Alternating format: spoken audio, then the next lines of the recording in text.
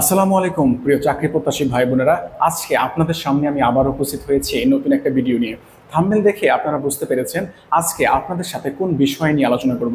আজকে আপনাদের সাথে আলোচনা করব 19তম শিক্ষক নিবন্ধনের যে বিজ্ঞপ্তিটা সেটা কবে হতে পারে এবং এই বিজ্ঞপ্তিতে কতগুলো পদ সংখ্যা খালি থাকতে পারে। তবে আমার চ্যানেলে যারা নতুন এসেছেন অবশ্যই চ্যানেলটিকে সাবস্ক্রাইব করে যাবেন এবং যারা নিয়মিত আমার চ্যানেল থেকে ভিডিও দেখেন তাদেরকে অবশ্যই আমি অন্তঃস্থল থেকে ধন্যবাদ জানাচ্ছি, কারণ আমার এই চ্যানেল থেকে অবশ্যই ইনফরমেটিভ ভিডিওগুলোই আপলোড করা হবে। আপনারা নিঃসন্দেহে আমার চ্যানেলটিকে সাবস্ক্রাইব করে বেল আইকনটি চাপ দিয়ে রাখতে পারেন। আমার ভিডিওগুলো অবশ্যই আপনাকে হেল্প করবে। তাহলে চলুন মূল আলোচনায় চলে যাওয়া যাক। আমাদের 19তম শিক্ষক নিবন্ধন বিজ্ঞপ্তি কবে প্রকাশ হবে এই বিষয়ে আমাকে অনেকেই প্রশ্ন করেছেন। তবে সবচেয়ে বড় কথা হচ্ছে যে বিজ্ঞপ্তিটা প্রকাশ হওয়ার পূর্ব শর্ত হচ্ছে 18তম শিক্ষক নিবন্ধনের যে প্রক্রিয়াটা, এই প্রক্রিয়াটা যেদিন শেষ হবে তার পরপরই কিন্তু 19তম শিক্ষক নিবন্ধনের যে বিজ্ঞপ্তিটা সেটা কিন্তু প্রকাশিত হবে। তবে 18তম নিবন্ধনের যে প্রক্রিয়াটা সেটা মোটামুটি প্রায় শেষের দিকে। আপনারা অনেকেই জানতে পেরেছেন যে আমাদের যারা 18তম নিবন্ধনে যারা টিকেছে তাদের কিন্তু আবেদন ফর্ম জমা হয়ে গেছে, চয়েস লিস্টটা কিন্তু জমা হয়ে গেছে। যখন তখন কিন্তু একটা রেজাল্ট দেবে এবং প্রত্যেকটা টিচারকে তাদের শিক্ষা প্রতিষ্ঠান দিয়ে দিবে। সুতরাং মোটামুটি বলা যায় যে 18তম যে শিক্ষক নিবন্ধন প্রক্রিয়াটা এটা মোটামুটি শেষের দিকে এবং এই প্রক্রিয়াটা শেষ হওয়ার পরপরেই কিন্তু 19তম শিক্ষক নিবন্ধনের যে সার্কুলারটা এটা কিন্তু চলে আসতে যাচ্ছে। তবে অনেকেই প্রশ্ন করেন যে এটা কোন মাসে হবে বা কি বারে হবে বা কোন তারিখে হবে, এটা কিন্তু বলা কিন্তু সম্পূর্ণভাবে ভুল হবে বা আনুমানিকভাবে বললেও কিন্তু এটা ভুল হতে পারে। সবচেয়ে বড় কথা হচ্ছে এনটিআরসিএ জানে যে আসলে তাদের প্রক্রিয়াগুলো কবে সম্পূর্ণ হবে এবং কবে সার্কুলার জন্য যে প্রক্রিয়াগুলো আছে সেটা শেষ হবে এবং সেভাবেই কিন্তু তারা তাদের কাজগুলোকে এগিয়ে নিয়ে যাবে। সুতরাং এই বিষয়ে টেনশন না করে আপনারা 19তম শিক্ষক নিবন্ধনের জন্য প্রস্তুতি শুরু করে দেন। মূল কথা হচ্ছে যে কোনো সময় কিন্তু আসলে 19তম শিক্ষক নিবন্ধনের যে সার্কুলারটা এটা প্রকাশ হতে পারে। এরপরে যে বিষয়টা নিয়ে আমি আলোচনা করব সেটা হচ্ছে যে পদসংখ্যা আসলে কতগুলো ফাঁকা থাকতে পারে। এখন আপনারা দেখেছেন যে 18তম শিক্ষক নিবন্ধনের পরে যে ষষ্ঠ কোনো বিজ্ঞপ্তিটা প্রকাশ করা হয়েছে সেখানে কিন্তু 1,822টি পদ কিন্তু ফাঁকা দেখানো হয়েছে। এখন এর বিপরীতে মাত্র 57,378 জন কিন্তু অ্যাপ্লাই করেছে যে শিক্ষক হওয়ার জন্য ষষ্ঠ কোনো বিজ্ঞপ্তিতে। এখন মূল কথা হচ্ছে যে এই যে 57,378 জন সবার কি চাকরি হবে বা এতগুলো পদ কি সবগুলোই কি পূর্ণ হবে? না, এর মধ্যে কিছু কিছু মানুষের চাকরি হবে না, আবার কিছু কিছু মানুষ কিন্তু স্কুল এবং কলেজে দুটাতেই আবেদন করেছে। যেমন আমি সহ আমার যেগুলো বন্ধু বান্ধব আছে, আমার পরিচিত যারা আছে তারা কিন্তু কলেজে এবং হাই স্কুলে দুটাতেই আবেদন করেছে। সুতরাং এরকম সংখ্যাও কিন্তু প্রায় 4-5 হাজার আছে। যারা কলেজে এবং হাই স্কুলে অ্যাপ্লাই করেছে তাদেরকে কিন্তু যদি কলেজে তারা যদি টিকে যায় তাহলে কিন্তু হাই স্কুলের জন্য আর বিবেচনা করা হবে না। মূল কথা হচ্ছে যে এই 57,000-এর মধ্যে অনেকেই কলেজে টিকে যাবে অথবা অনেকেই হাই স্কুলে থেকে যাবে। তাহলে এখানে কিন্তু 57,000-ই চাকরি হচ্ছে না। আরেকটা কথা হচ্ছে যে এই 57,000-এর মধ্যে যদি 5-6 হাজার এরকম থাকে যে দুইটাতে টিকেছে তাহলে কিন্তু এটা মোটামুটি 50,000 অথবা 51,000-এ চলে আসবে। এখন এই 51,000-এর মধ্যে অনেকেই কিন্তু দেখা যাবে যে অ্যাপ্লিকেশনে ভুল করার কারণে অথবা চয়েস লিস্টে ভুল করার কারণে তাদের কিন্তু শিক্ষা প্রতিষ্ঠান আসবে না বা তাদের কিন্তু চাকরি হবে না। আবার অনেকেই আছে যারা দূর দূরান্তে যেতে চায় না, নিজের এলাকাতে চয়েস দিয়েছে, তাদের কিন্তু চাকরিগুলো হবে না। সুতরাং এখান থেকে বলা যায় যে এই 57,000-এর মধ্যে মোটামুটি 45,000 প্লাস কিছু জনের চাকরিগুলো কিন্তু হয়ে যাবে।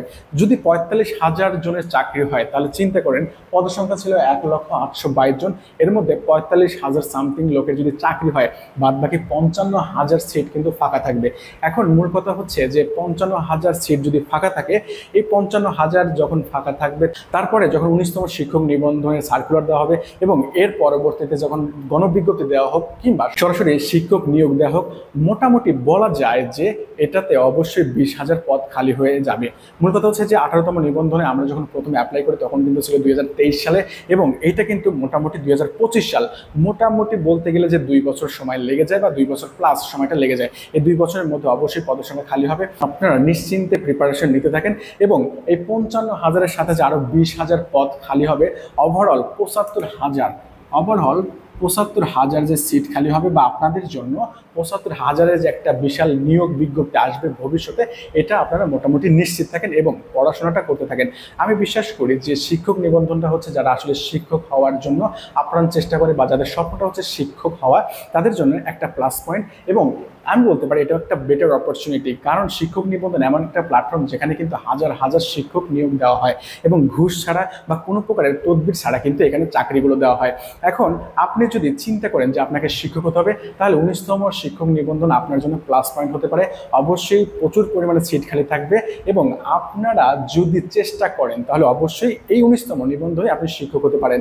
আমার পরামর্শ থাকবে, আমি কিভাবে 18তম নিবন্ধনে স্কুল এবং কলেজ পর্যায়ে দুটাতেই টিকেছি সেই টেকনিকটা আপনাকে যদি বলি, তাহলে মূল কথা হচ্ছে যে আপনি কলেজের জন্য অথবা হাই স্কুলের জন্য যে কোনো একটা প্রকাশনীর বই আপনি কিনে রাখবেন এবং বইটা অবশ্যই ভালো করে পড়বেন। সবচেয়ে বড় কথা হচ্ছে যে প্রিভিয়াস যে কোশ্চেনগুলো আছে নিবন্ধনের জন্য, আপনার যেই সাবজেক্টে হোক না কেন, আপনার বাংলা হোক, ইংলিশ হোক কিংবা সামাজিক বিজ্ঞান হোক, আপনার যেই সাবজেক্টে হোক না কেন, প্রিভিয়াস যে প্রশ্নগুলো আছে সেই প্রশ্নগুলো যদি আপনি বিস্তারিত পড়তে পারেন এবং গুরুত্বপূর্ণ যে প্রশ্নগুলো আছে যেগুলো স্টার মার্ক দেওয়া আছে এবং প্রিভিয়াস কোশ্চেনগুলো যদি আপনি পড়তে পারেন, আমি বিশ্বাস করি আপনার শিক্ষক নিবন্ধনের যে পরীক্ষাগুলো আছে এইখানে অবশ্যই আপনি ভালো একটা রেজাল্ট করতে পারবেন। এছাড়াও আপনার যদি একাডেমিক রেজাল্টটা ভালো থাকে বা একাডেমিক নলেজটা ভালো থাকে তাহলে তো এটা প্লাস পয়েন্ট। আমার কথা হচ্ছে যে আপনি যদি মোটামুটি একটা শিক্ষক নিবন্ধনে টিকতে চান তাহলে অবশ্যই প্রিলিমিনারিতে মোটামুটি কোয়ালিফাই করা সহজ, কারণ আপনি যে কোনো রাইটারের একটা বই যদি কিনে পড়তে পারেন তাহলে অবশ্যই আপনি প্রিলিমিনারি কোয়ালিফাই করতে পারবেন। এবং এর পরবর্তীতে যে ধাপটা আছে সেটা হচ্ছে রিটেনটা হচ্ছে সবচেয়ে গুরুত্বপূর্ণ। এই রিটেন পাস করার জন্য আপনাকে যে কোনো একটা প্রকাশনীর বই কিনে গুরুত্বপূর্ণ বা বিগত সালে যে প্রশ্নগুলো আছে এইগুলো যদি আপনি পড়ে ফেলতে পারেন, আমি বিশ্বাস করি আপনি অবশ্যই ভালো কিছু করতে পারবেন রিটেন পরীক্ষায়। এবং আমি বিশ্বাস করি যারা অনার্স মাস্টার্স শেষ করেছে ওই সাবজেক্টের উপরে তার অবশ্যই একটা ভালো দখল বা দক্ষতা আছে, আপনি অবশ্যই লিখিত পরীক্ষায় ভালো কিছু করতে পারবেন। এরপরে যে ভাইভাটা আছে, ভাইভাটা অবশ্যই গুরুত্বপূর্ণ, তবে আমি বিশ্বাস করি যে লিখিত পরীক্ষাটা হচ্ছে সবচেয়ে বেশি গুরুত্বপূর্ণ। তবে আপনারা চিন্তা করবেন না, আপনাদের জন্য কিন্তু প্রচুর পরিমাণে সিট খালি থাকবে, প্রায় 75,000-এর বেশি কিন্তু সিট খালি থাকবে। সুতরাং আপনারা চিন্তা না করে যে কোনো সময়ে কিন্তু আপনাদের জন্য সার্কুলারটা চলে আসতে পারে, হয়তোবা এই বছরের শেষের দিকে অথবা আগস্টে অথবা নভেম্বরে, যে কোনো সময় কিন্তু চলে আসবে।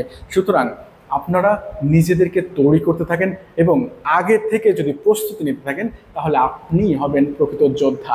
ভালো থাকবেন, সুস্থ থাকবেন, পড়াশোনা করেন এবং অবশ্যই পরিকল্পিতভাবে পড়াশোনা করেন যেন আপনি এইবারই আপনার স্বপ্নটা পূরণ করতে পারবেন। ভালো থাকবেন, সুস্থ থাকবেন। আসসালামু আলাইকুম।